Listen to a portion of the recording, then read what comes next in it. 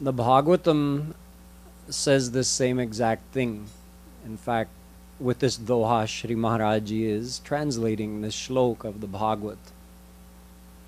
Muktanam api siddhanam kotishvapi mahamune sudurlabha prashantatma. Out of kotin, mukt, siddh. Mukt means liberated, siddh means perfected. Narayana, Parayana. One of them may get the divine love of Shri Krishna.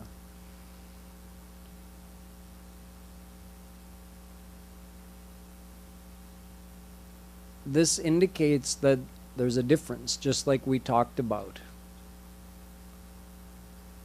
That even though the forms of God are the same, internally they're not even different personalities. They're one and the same, and yet there's a difference between attaining formless God, attaining Almighty God, and attaining Shri Krishna. Formless God has no name, form, leelas, virtues, abode, jan. Almighty God, Paramatma, has name, form, abode, and virtues, but no leelas or jan, parikar. And Shri Krishna, Bhagwan Shri Krishna, has all six. So he's manifesting his full potential, his full potency as Shri Krishna. The type of bliss is called Brahmanand, if you get the bliss of formless God. Then Aishwaryanand, if you get the bliss of Almighty God, Paramatma. And Premanand, if you get the bliss of Shri Krishna. This Premanand is very special. And as evidence of this, we have some examples from our history. Here Sri Maharaji mentions two of them. Sanak, Sanat, Sanandan, Sanat Kumar. 4 Jnani saints. Jnani saints from birth. They're also considered to be avatar of God. They're one of the first divine personalities to come here on earth. They're famous for continuously ever remaining absorbed in the bliss of Nirakar Brahm. We call Brahmanand. Completely beyond any kind of material emotions or attachments, absorbed 24 hours a day in Brahmanand. So why do we give them as an example? Because they're first established in Brahmanand. Their divine mind is drowned in that limitless bliss of formless God. But one time it happened that they went to Vaikuntha abode. This is the abode of Paramatma. See, the almighty forms of God reside in Vaikuntha abode. Vishnu, Shiva, etc., they reside in Vaikuntha abode. So Sanakadik Paramahans, as they're called, these 4 brothers, they went with their mind absorbed in Brahmanand and they entered Vaikuntha abode. And imagine this, before even getting a glimpse of Mahavishnu, something happened to them. Tasyarvinda nayanasya padarvinda kinjalka mishra tulasi makaranda vayu antargatah svavivarena chakar tesham sankshobhamakshara mapi chitta tanvo. Bhagavatam. This event, which is told in the Bhagavatam, is described like this. They entered Vaikuntha abode and there had been a tulsi flower. I guess tulsi plants must have flowers over there in the divine abode. So a tulsi flower had been offered at the lotus feet of Bhagwan Vishnu. When they entered that abode, the fragrance from that flower, which had been carried from the place it had been offered at his lotus feet, came on a gentle breeze over towards Sanakadik Paramahans, and antargataha, it entered through their nostrils. And that divine fragrance, everything in the divine world is the expansion of God himself. So the flowers, the plants, the sun, the moon, the sky, the trees, the rocks, everything is Vishnu himself. Sat Chit Anand. So they got that divine fragrance inside, and their mind, which was like just a constant state, in a constant state of absorption in formless God's bliss, it was awakened. They smelled that, and sang chobhamakchara jusham api chitta tanvo, their mind renounced that bliss of Brahmanand forever. And they came to Mahavishnu and they said, we have a desire. Kamam bhava svavrijinair niraye shuya syat cheto livad yadinute padayorameta vachaschanastulasivad yadite grishobha puryetate gunaganair yadi karnarandhra. They made a request from him. They said, we don't want this Brahmanand anymore. We want this bliss of your personal form, whether it's the smell of your divine fragrance, the sound of your divine name, the vision of your divine form, whatever it may be, this is all missing from the bliss of Brahmanand. It's not vyakt. So the jnani who's absorbed in Brahmanand doesn't get to experience that. So they said, you can even give us a birth in Narak if you want to. Send us to Narak. We're willing to be born there as long as we always get to keep remembering your name and hearing your virtues and singing your greatness. We're willing to be born anywhere. Such a statement from a jnani saint who had already attained Brahmanand gives you some idea of the greatness of, in fact, not even Premanand. This is Aishwaryanand they got from Mahavishnu. There's another example, a great example, one of a kind, unique personality. Shukadev Paramahans. Paramahans means someone who's generally, we refer to the jnanis who are absorbed in formless God's bliss as a Paramahans. But there's never been someone like Shukadev ji. His state of absorption is unheard of. He's an amazing character to begin with. He's also considered to be a avatar of Bhagwan himself. So the amazing things that he does are, well, they shouldn't surprise us.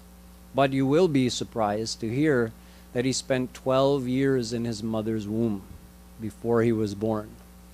He just stayed in there. His mother didn't have any discomfort, just went on with her life. But his father, who happened to be Vedavyas, finally one day said, son, what are you doing in there? Come out. He said, no, father, I'm afraid, because it says in the scriptures that before a soul is born, he's aware that I belong to God. He has some clairvoyance, some spiritual understanding, and he knows this life has got to be used for devotion to God. But as soon as he's born, that process of being born makes him forget. He forgets God, and Maya rules over him. So I don't want to come out. Vedavyasji said, you don't have to worry. Maya's not going to affect you. Just come out. So Shukadevji appeared out of his mother's body. There was no labor or giving birth. He just appeared out of his mother's body, and when he came out, he was already 12 years old. That same height. And he has a bluish complexion like Shri Krishna. You might have seen pictures of Shukadev ji. Having emerged from his mother, he walked out of the hut. His father had a hut, a small ashram with some disciples that he taught Vedas and other scriptures to. Shukadev ji left, walking out into the jungle, and his mother and father are thinking, first he stays in there for 12 years, now he comes out and without looking at anybody or saying anything, he just walks into the jungle? Yam pravrajantamanupeta krityam dvaipayano virahkatar ajuhava putreti tanmayataya tarvobhine dustam sarvabhuta hridayam munimanatosmi. Shukadev ji is in a state of, his mind is totally absorbed in Brahmanand, so he's not hearing anything of this world, he's not seeing anything of this world, he's in a state of total oneness with Brahm. So for him there's no difference between himself and anything else. He just sees himself everywhere. And he is Brahm, Brahm is him, total state of oneness.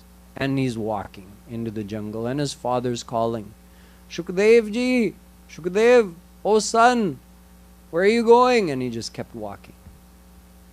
He walked by a pond where there were some celestial maidens bathing, apsaras. Drishtva nuyanta paramatmani, drishtva nuyanta mrishimatma, damapyanagnam, devyo hriyan paridadhur nasutasya chitram, tadvikshya prichhati munau, jagadustavasti stri pumbhida natu sutasya vivikta drishtam. When Shukdev ji walked by this pond, none of the apsaras even took notice. They didn't bother to cover themselves or anything. But when Vedavyas, who was very elderly, with a long white beard, and when he came by, they all quickly covered themselves. So seeing this, tadvikshya prichhati munau, Vedavyas ji asked them, why did you not cover yourselves for my adolescent son, and you're covering yourselves for me? They said, Vedavyas ji, the way what he sees and what you see are very different. He's not seeing a tree, a rock, a pond, a woman. He's seeing himself, himself, himself, himself, himself. You're seeing all these different things. So in his gaze, there was nothing to indicate. So we didn't cover up. But when you were coming, we could see that you could see. Therefore, we covered up. This was the state that Shukadev ji was in, and he kept going. Vedavyas ji turned back. Shukadev ji went as far as he could into the jungle, sat down in samadhi, total brahmaleen samadhi. Leen means when you're completely absorbed in. No thought, no sound could penetrate his samadhi. No feeling could penetrate it. And he just stayed like that. After some time, Vedavyas ji had written the Bhagavatam. These shloks I just quoted from you are actually from the Bhagavatam describing this whole event. So, having written the Bhagavatam, which is considered to be another form of Shri Krishna. So, Shri Krishna's Premanand is in the Bhagavatam, or Shri Krishna himself is the Bhagavatam. So the bliss of the Bhagavatam cannot be tasted by just anybody. Someone with a divine mind could receive the bliss of the Bhagavatam. Reading Shri Krishna's Leelas, who could actually get the bliss of those Leelas? Someone with a divine mind. Only someone qualified. So Vedavyas ji had taught, after rewriting Vedas, and producing Mahabharata and writing the Brahma Sutra and Gita, he had qualified disciples to whom he could teach all of these scriptures. But he had no one qualified to retain the bliss of the Bhagavatam. Around that time, a couple of boys, his young disciples, Vedavyasjis, they were out gathering firewood in the jungle and they happened upon Shukadevji. No one knew where he was, but they happened upon him and they didn't know who he was. But they saw this glowing boy sitting there in samadhi in the jungle. And being curious young boys, they tried to wake him up. They called out to him. They shook him a little bit. But he wouldn't wake up. So they went back excitedly and told Vedavyasji, Guruji, listen to what we found in the jungle. So Vedavyasji knew, that's my son, Shukadeva. And he's the only one qualified to learn the Bhagavatam from me. So he wrote down one shlok of the Bhagavat and he gave it to those disciples and he told them, go and sing this to him. So this first shlok was Baraha Pidam Natavaravat Vapu. It's a famous verse of the Bhagavatam describing a beautiful scene when Shri Krishna is coming. He's grazing the cows, all the Gwalbals are with him, but they're walking over towards Vrindavan. So they're walking through beautiful green fields. The shlok describes Shri Krishna's banamala, his flute, how he's playing on the flute, what his crown is like, peacock feather, how his eyes are, how he's looking.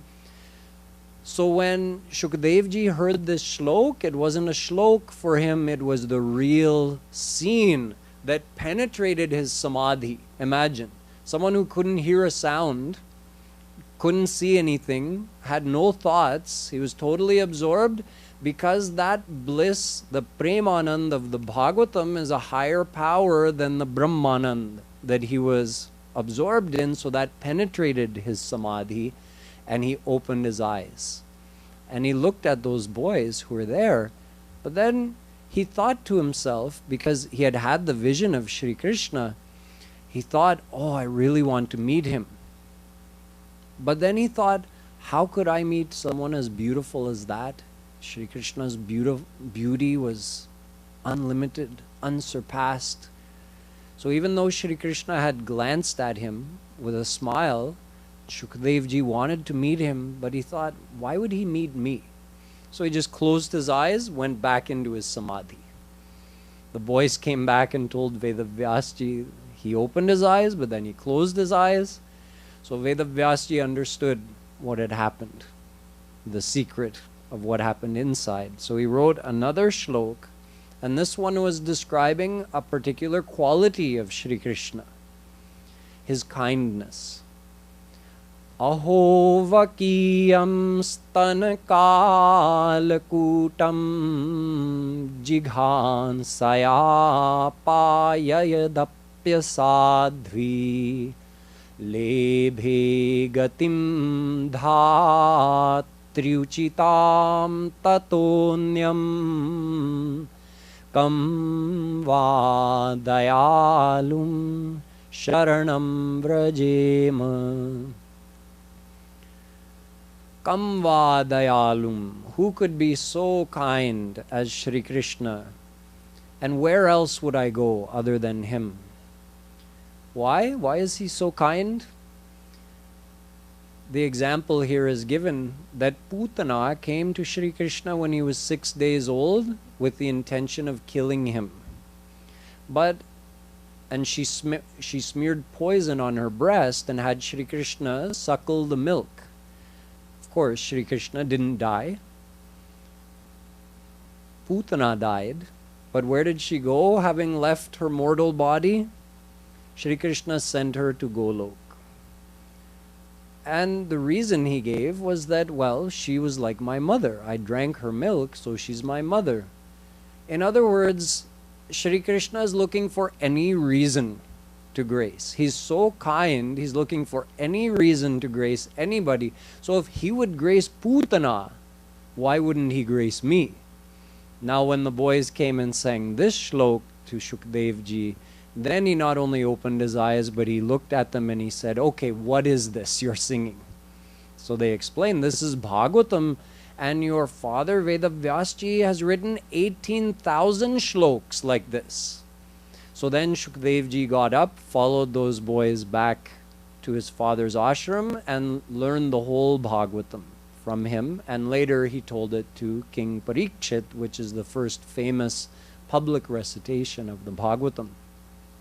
So just from these two examples, there are actually dozens and dozens of actual examples like this of those who were previously absorbed in Brahmanand getting carried away with Premanand, because it's actually a higher power, a higher experience of bliss.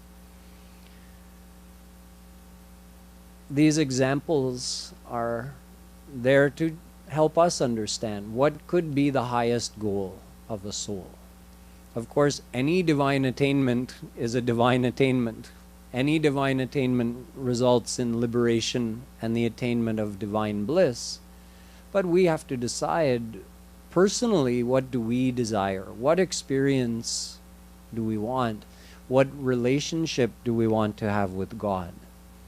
Do we want a state of non-relationship where you're merged into formless God, a state of non-divine but non-experience?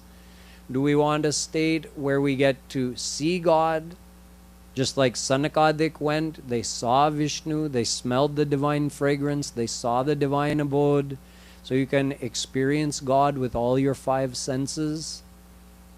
Do you want something even more than that? Do you want to be able to take part in the divine Leelas of Radha Krishna?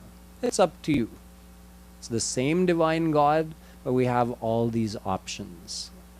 And according to the goal we set out for ourselves, we also need to find a divine guru who teaches that worship, that style of bhakti to that particular form of God in order to attain that.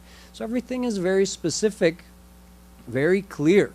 So we have to be clear about our goal, and we have to follow a path which leads directly to that goal. So we've covered the first 28 dohas out of 100 of the Bhakti Shatak. The next time I return, we'll continue further ahead with this. Boliye Vrindavan Bihar.